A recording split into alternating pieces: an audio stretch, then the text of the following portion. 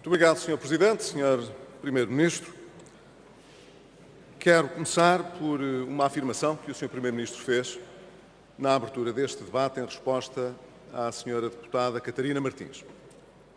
Disse o Sr. Primeiro-Ministro, a propósito de consequências com a venda do novo banco, que o Estado não perderá em caso algum os 3,9 mil milhões de euros que, a título de empréstimo, foram colocados no Fundo de Resolução, dado que esse valor é um valor que deve ser suportado pelas instituições do sistema financeiro. E eu gostaria de aproveitar essa sua referência para dizer que é notável que tenha demorado tanto tempo, mais de 2 anos e meio, que o senhor, como secretário-geral do Partido Socialista e depois como Primeiro-Ministro, tenha reconhecido aquilo que repetidamente o anterior governo e eu, já na oposição, temos dito a propósito dos 3,9 mil milhões de empréstimo que foram colocados à disposição do Fundo de Resolução, concluindo assim que a operação não tem custos para o contribuinte. Exatamente, Sr. Primeiro-Ministro. Eu folgo muito em que demore tempo, mas que o Sr. Primeiro-Ministro dê razão àquilo que nós sempre dissemos. Mas lamento profundamente que tenha andado todo este tempo, no fundo, a alimentar a ideia falsa de que o Estado tinha perdido e os contribuintes os 3,9 mil milhões que lá tinha colocado, afirmações feitas pelo Bloco de Esquerda, pelo Partido Comunista Português e até pela bancada do Partido Socialista neste Parlamento, vezes sem conta. Vezes sem conta.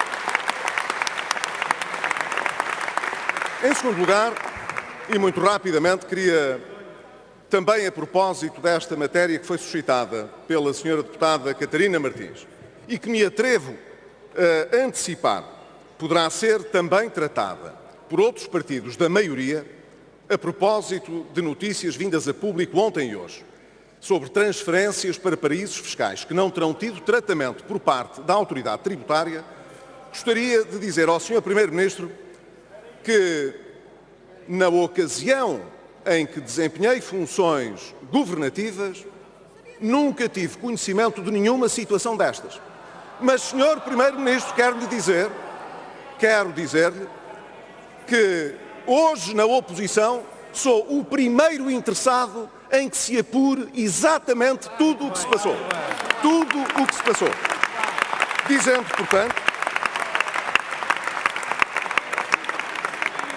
portanto, que é preciso saber porque é que um despacho do anterior secretário de Estado não foi cumprido pela autoridade tributária e, nesse sentido, porque é que não se publicaram os dados estatísticos, quando e exatamente em que circunstâncias é que se trouxe à luz do dia essas discrepâncias e a possibilidade de ter havido comunicações dos bancos ou do Banco de Portugal à autoridade tributária que não foram objeto de tratamento para efeitos fiscais?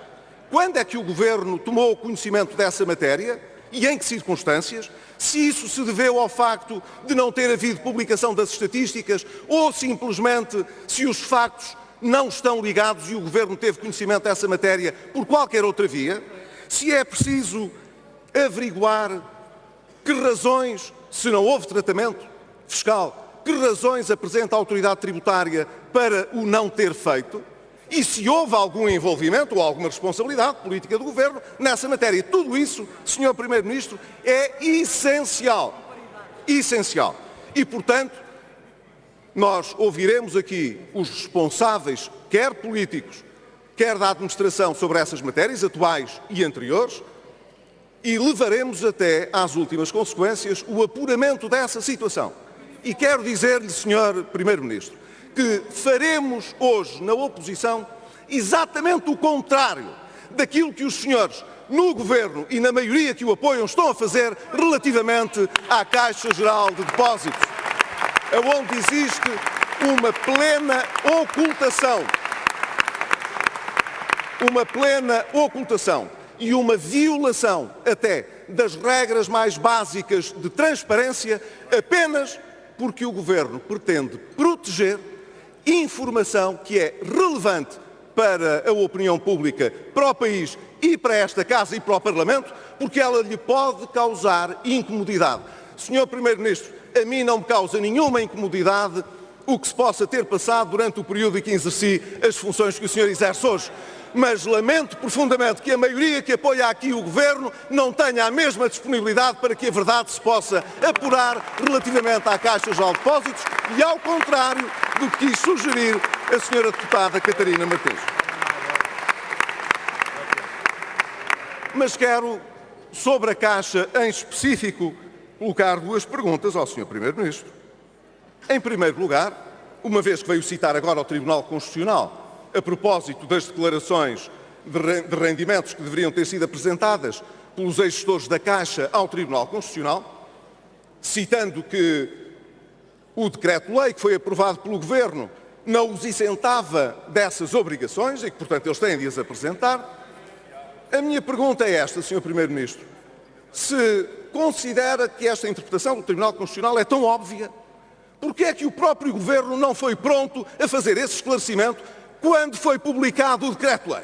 Porque é que o Sr. Primeiro-Ministro, desde então, não disse com clareza, desde então, que essas declarações tinham sido apresentadas? E porque é que o Secretário de Estado das Finanças disse exatamente o contrário, logo a seguir a ter sido suscitada polémica a propósito desta matéria? Quer dizer que a alteração teria visado justamente impedir que os deveres declarativos fossem preenchidos. Esta é a primeira questão. Porque demorou tanto tempo e não se antecipou, nesse caso, ao Tribunal Constitucional, sendo o autor da legislação que foi publicada. E, em segundo lugar, queria perguntar ao Sr. Primeiro-Ministro se é verdade que a Caixa Geral de Depósitos vai pagar ou já terá pago despesas com escritórios de advogados ou consultores feitas pelo Dr. António Domingos no tempo em que ainda não era Presidente da Caixa Geral de Depósitos. E já agora perguntar ao Sr. Primeiro-Ministro se sabe que despesas foram essas e se de facto elas foram pagas ou não pela Caixa Geral de Depósitos.